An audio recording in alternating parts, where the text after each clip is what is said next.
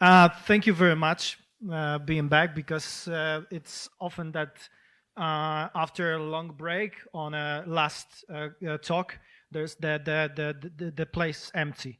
So thank you very much. Okay, it is a great privilege to be the last one, especially at this event because I don't need to explain you tokens, vectors, and so on. So that's great. Okay, I would like to tell you a bit about the AI local development on your very average machine. I mean, like a computer, laptop that you are using daily for your work. Okay, my name is Lukas Borawski. I'm from Poland. I'm a full stack, I guess, developer because right now I'm working with stuff on the backend and frontend, but I'm coming more like from the frontend world, so that's why my things are TypeScript, Vue, and Astro. Recently, I've been like connected with this company called Vue Storefront, and we've been building the open source e-commerce platform for front-end developers that you can connect with headless backends for e-commerce. And after almost 5 years, you know, I live, and right now I'm some sort of solopreneur. Building my own products. I'm also doing some technical consulting, and I'm also an open source contributor. All right. Privately, I moved with my family to Portugal in 2023. I'm a huge fan of cycling, so you can imagine that I'm a bit torn what is going on here and what is going on there. So I'm like thinking, and I guess I will try to at least maybe spot something that is going on there. I'm also a runner, and like recently I'm trying to not sacrifice cycling to running. All right, you can find me like everywhere in here with this handle. I'm on GitHub, of course. I'm writing on Substack. I'm on Twitter, Blue Sky, and LinkedIn. And yeah. All right. Let's start. How many of you ever tried to work with remote APIs of AI models, large language models? All right. I mean, like, for example, from OpenAI or Claude, or maybe from Anthropic. All right. What's happened? Yeah. Okay. How many of you ever tried local development with AI models? All right. Great. So we knew that we have the open source models like Llama from Meta, like Mistral from Mistral AI that is coming from France. Great. Gemma from Google, V4 from Microsoft, and so on. And we had a couple of these models, even a lot of more. But there was this myth that we need like huge computing power to work with these models, and we need like a super great hardware to run the models. But then this happened. Some Chinese company named DeepSeek, and actually they are not new. They were here for a long time. They were building also other large language models, and they released this R1 model, which was the reasoning model. What is the reasoning model? Reasoning model is the model that we can compare to OpenAI's O1, which produces responses incrementally, partially, like getting finally to your final answer. It's processing problems almost like a human, like step by step. It also uses less computing power and reduces of course, the costs that we need to run that kind of model. And with this new R1 model from this Chinese company, DeepSeek, they open source this model, and it's of course free, and you can run on your local machine. And there was this announcement that it might be also even maybe not much, but a bit better than the OpenAI's O1.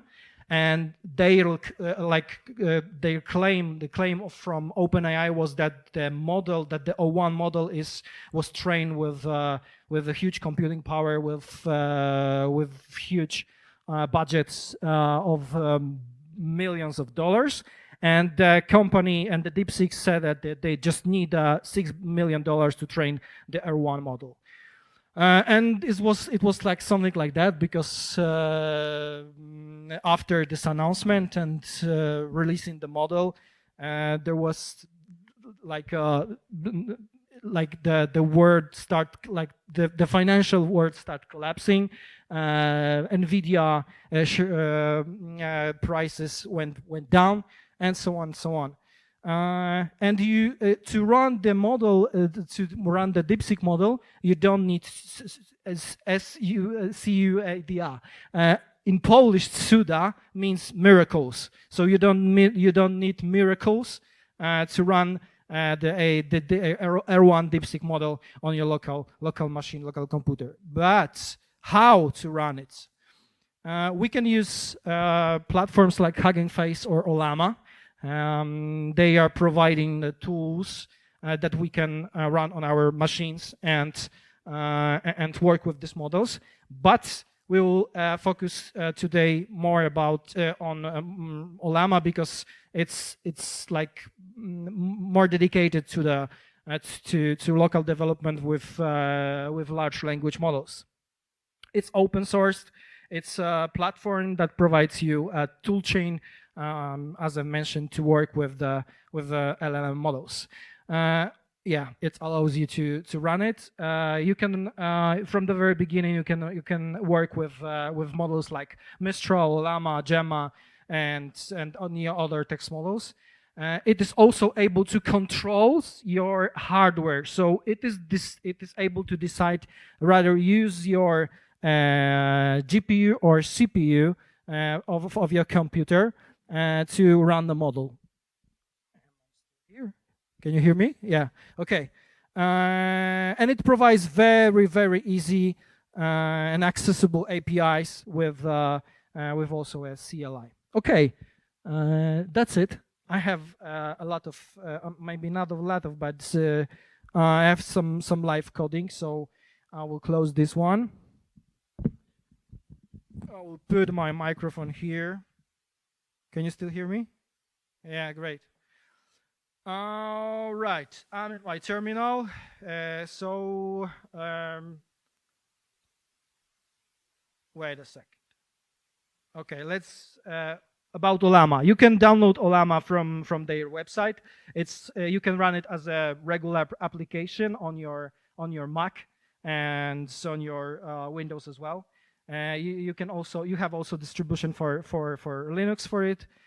So yeah, it's super easy to install it and run it on your local machine. All right, about the DeepSeek and R1 model, they released it with several options, with a dedicated amount of parameters for these models, with 1.5 billion, 7, 8, and going to the 70 billions, which is huge.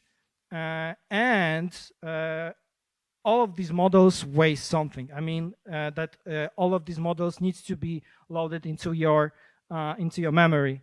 So bigger model, you need more memory to run that kind of model. However, tools like Ollama has this capability to at some point leverage your your machine to run even like the big models. For example, if you have 16 gigs on your local machine, like on your computer, like this Mac I have in here, you can, for example, run the 32 billion model, but it will need some time to give you an answer, because of course, like the process of reasoning will be a bit longer.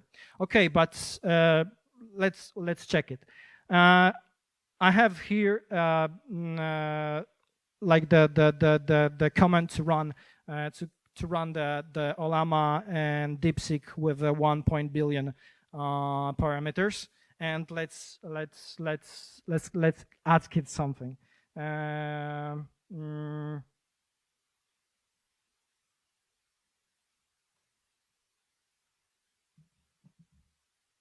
Okay, you see that it's kind of fast. Rome is a capital of Italy, so the answer is correct. You see that here we have tags for thinking, and it's not showing that in here in my terminal. Sometimes it's showing, sometimes not. I don't know why, but in a moment I will show you this feature in a different place.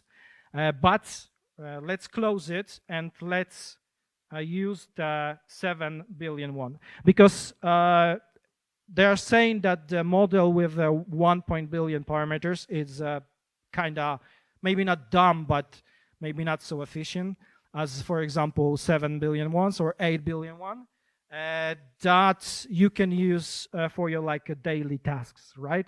And you can work with it like locally, like with your regular work that you are doing. Okay, so let's run it.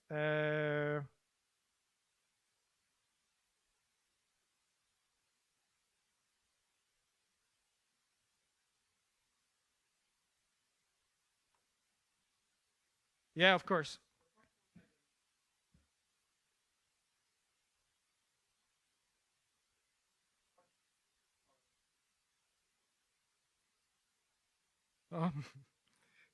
It is answering the first question. Okay. Okay, so right now it is using the context, but it is providing the correct answer. And as you can see, I can notice the thinking process, the reasoning process. So it's showing us how it thinks actually to provide the answer. All right, so this is terminal and it's kind of fast, but Ollama also exposes the REST API that you can work with tools like, for example, I have here Postman. So I have a regular endpoint to this local environment and have a 8-point API get generate. So I can go with another prompt. So where is Faro? I'm using temperature, and temperature means that it is providing how the creativity of your model.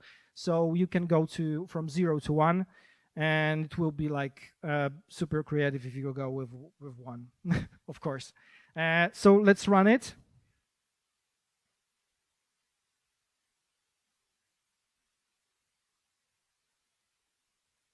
Okay, as you can see, the REST API is a bit slower than the one that we are using with a terminal. And what you can notice here is that weird response with the bunch of objects, and this is what we call the streaming.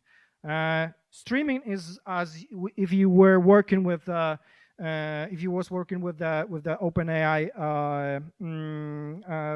like internet web interface. It is this animation of providing answers while you are talking with the chat. So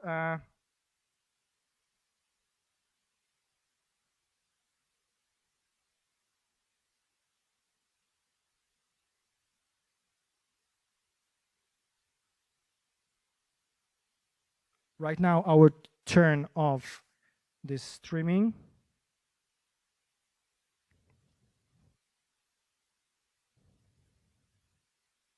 And we have a answer. So Faro is a small town located in southern France. Okay, that's interesting. Yeah, we don't have any more streaming, so we have like the full answer, but it's not what we wanted to get. Actually, you know, I'm asking about the Faro, the Portuguese city, and we have also a context here. Context with a bunch of vectors that we can use as well for our next request. So I will provide the context here. Okay, I have it here. It's a huge array of numbers, but it will figure it out. And right now, I will give him a different prompt. So let's say that I was asking about different about the other Faro. Let's try it.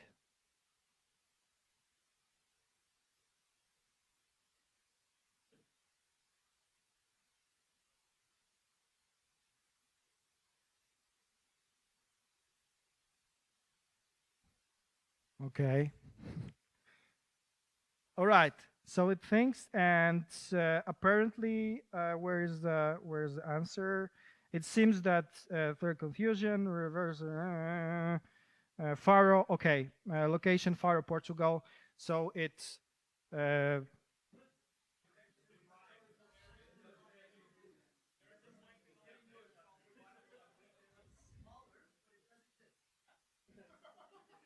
Come on. All right, all right. This is just this is regular API that we can work with. However, you have tools like, for example, chatbot, and you can work with this locally run model. So chatbot is like closer to like a human perspective, regular human perspective of working with the ChatGPT from OpenAI, for example. So I created you can just like to go with a new chat, and here you can give him some settings, and you can add the system prompt, this will be like an instruction for the model how it should like behave in terms of answering. But let's back to this one. I will remove this one. All right, and let's go with this one again. It is showing you that, okay, so in here you can see the process of getting the answer.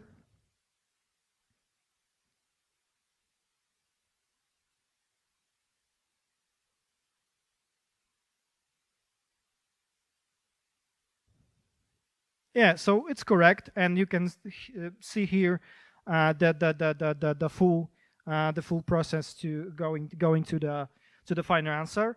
And this one is not hidden like OpenAI is doing with the O1. When you are interacting with their interface, you can notice that they are hiding this process of reasoning. You can click on it and check it on a side panel, but it's for some reason, I don't know why. I know why. Because models like R1, for example, were learned on top of this reasoning from OpenAI. So they are hiding it, and you need to go with some event, some click event with your interface to get this reasoning panel to see how it gets to the final answer. All right. Okay, I have one more thing with some code, real code, and I would like to show you how to embed the model, this locally run model, to, for example, work with your own and private data that you have. I don't know, something in your somewhere in your documents, for example. All right, I have commented some part of this code, so I will be like uncommenting it to show you what is going on here. So I'm importing Olama, of course, and that will be running on the local host with this port, and also I will be using Chroma. Chroma is a vector database where I will be storing my embeddings. Okay, the doc will be my array with my custom data that I will provide and embed this model. And here I will create a new collection for this Chroma database. Let's say it will get the name test the database. And here I have a promise, where doc. Okay, TypeScript problems. Where I will be embedding. I will be using that text because that text-based models are the best for embedding like large language models. So here I'm using a nomic embedded text model, and here I will be putting the embeddings to the database. Right, I will remove this one, and here I have my prompts, my prompt for input for prompt, and also I need to embed this database with my input, because this will be translated or convert to vectors from tokens, from like regular words to vectors that will be put in this vector database. Okay, and in here I will be querying this data on top of the prompt that I will provide to it. And here I will get my final data. Okay, I need some topic from you, like something that I can like search, for example, in Wikipedia.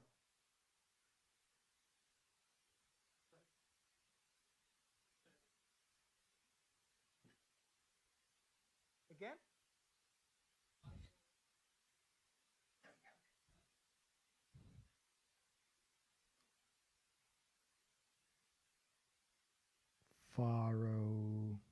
Faro, Portugal.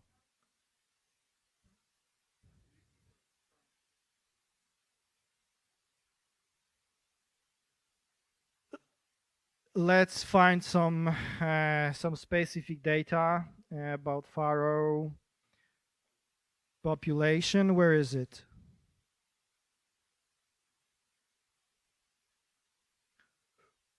Repopulation. No.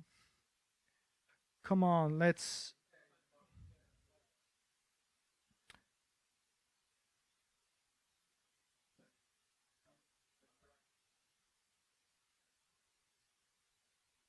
use this fragment, right? Okay, so I will provide it here into my doc. It will be a regular string. This is my data that I will be working with, and we need some prompt. So yeah, what is the cursor is helping me, but let's check what is in this fragment and ask about it. So maybe again, maybe what happened now in in 1, 2, 4, 9. Right. In here, I have my terminal again. I have a bun that will run this script.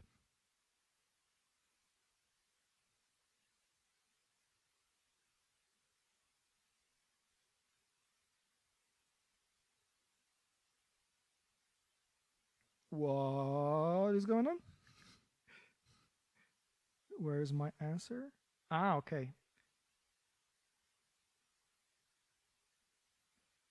One more thing. I need to generate it. All right, so I'm using DeepSeek. Let's use, because I was working with the 7 billion parameters. And I have this prompt. Using only this data, and this is my data that I've just created and put into the database. And I have this another like instruction to give me a short answer with one sentence, like using the input that I am providing to it. So let's try again.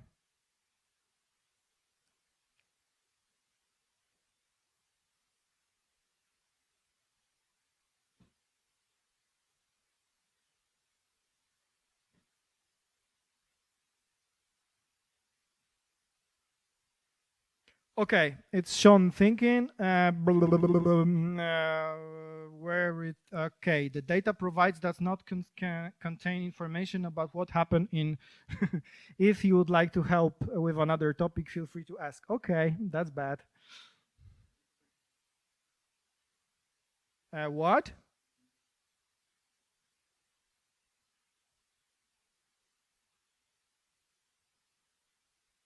Ah, okay, that's weird. Wait a second.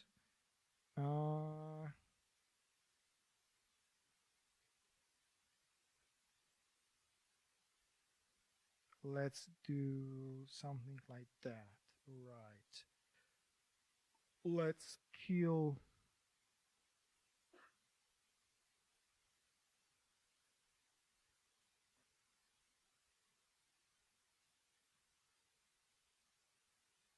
This database. Okay, this is my doc.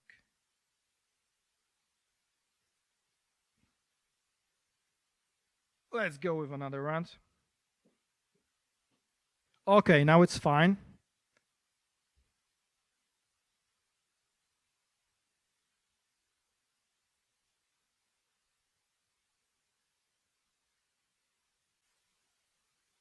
Okay,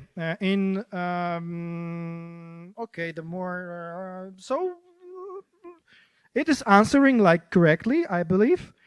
So this is just like a simple example. For example, you can just use your docs, convert some PDFs with text to vector database and work with it, and with this model, with this reasoning model that can help you with some private data. And you don't need to put this data somewhere to, I don't know, US or China. You can work with it locally.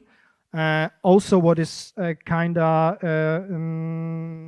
nice, you can, for example, set your own server somewhere and work with this data, and, for example, expose it privately to your company. And I have one more thing to show you. Let's get back to the cursor. And here I have, come on. One more thing commented. So I've created a function. This is a function with a reasoner. And so where I am providing my docs that I just shown you, I'm providing my prompt for this private custom documentation. And I have a model that I'm picking between Llama and my DeepSeek. I will use 7 billion. All right. And so I've created another file API.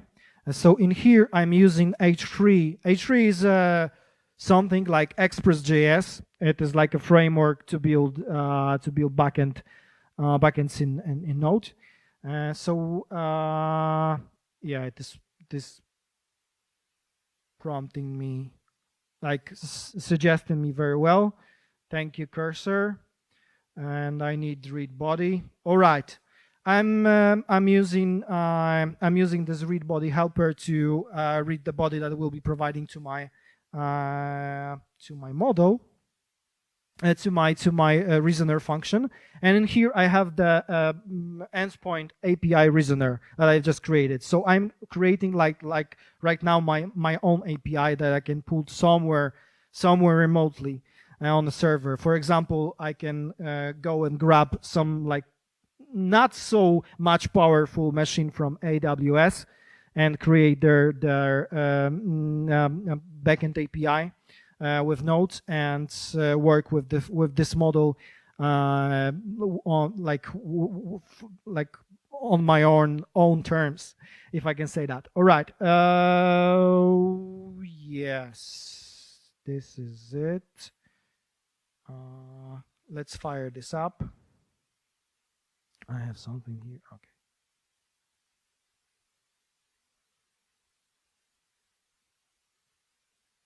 Server is loading.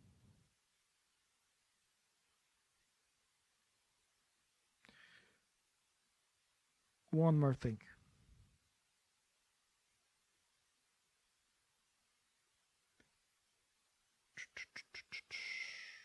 Give me a sec. I will comment all of this stuff. Okay, I have in here. Let's run it again. Okay, it is working now. Let's get back to my Postman, and let's go with a post. Let's go with a localhost 3000 API reasoner, and here I have my body. I will use JSON, and let's create some body for this API. So what I have here is a doc. I need my array. Let's use it. Let's use the same thing that we had previously. And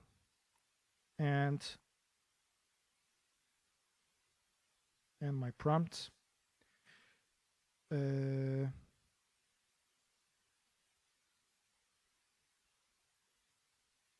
It was 49. All right.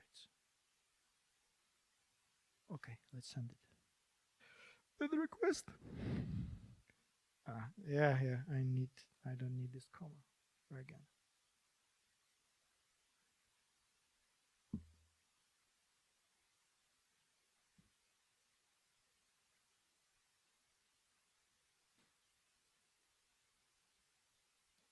Respond. I'm happy to respond. Because we are using Llama. No.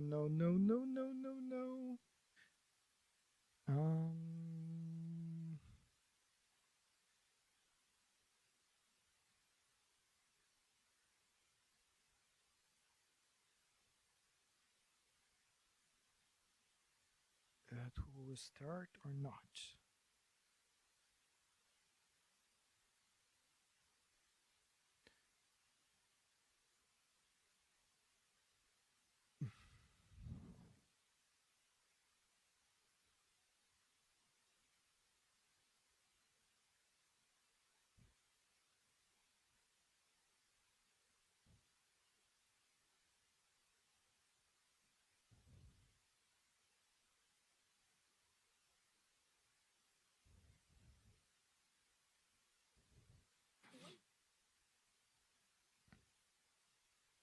Yeah, it's okay. So as you can see, I've just created my own API, and I'm working with this model and my custom data. It's not just like I'm just leaning on this data that is provided by the model itself. I just embedded it with some custom data, and I like easily use it for my work with the AI. I guess this is it.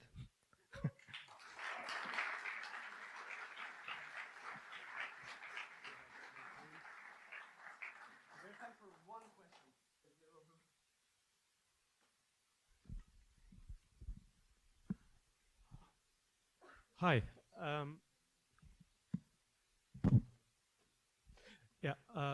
You spoke about the subject that's very dear for me in the last few months. I've been following the DeepSeek and all the developments lately, and I just want to first a comment and then a question. I would like you to explain distillation, because probably most people won't know what it is. And I think that the fact that the distillations are called DeepSeek is a form of it's disinformation, because they are actually smaller models that were trained to reason just like DeepSeek 1. So you were using Qwen 2.5, and you can also use Llama. So can you elaborate on that distinction? And I think it's a neat trick that DeepSeek came up with, which is teaching smaller models to reason. And the question, I think, is, we went through ChatGPT, then we had unsupervised training of models, and then Claude came with Claude 3.5 with agentic mode, which I think it's awesome, using MCP servers. And now DeepSeek came with the fact of training without using CUDA, but using the lower level programming directly on the graphic cards, and now distillation. What do you see being the next cool thing coming out of LLMs in the next few months? I don't know. I mean, this is this changed so fast, yeah. And right now, we are aware of it, that we can use our very regular machine, especially that for Macs, for example, we have the silicon architecture, and it is able to work with it very performantly, if I can say that. So it's really hard to predict, right? What will be going on like in a 1 month from today. Yeah. Okay. What about the distillations?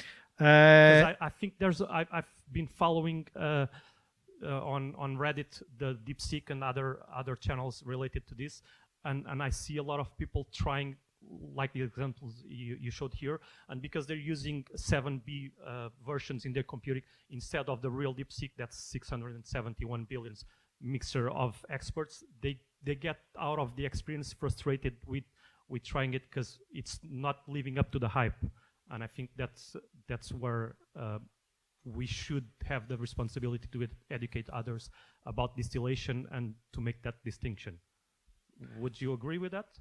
I don't know much about distillation, to be honest. However, I think that because I had a chance to work with this, I guess, 32 billion parameters model, it was kind of harsh. However, it was giving me much better answers than this 1.5 billion one. And I've mentioned that it is a bit dummy, especially when you are starting to talk with him or with it about some advanced coding, for example.